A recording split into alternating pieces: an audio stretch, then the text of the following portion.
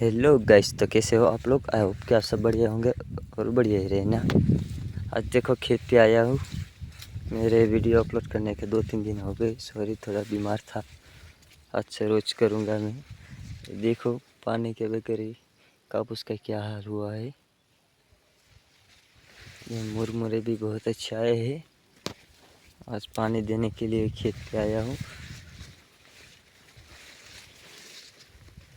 देखो ये कापूस है, कॉटन। हम कपड़े पहनते हैं, इससे बनता है। देखो इसमें पानी जा रहा है अभी।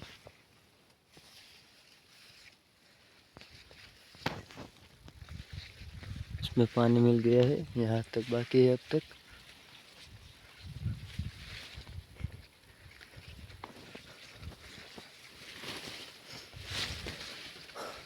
अगर आपको वीडियो अच्छा लगे तो लाइक शेयर और सब्सक्राइब करें चैनल को, देसी नाव चैनल। Thank you.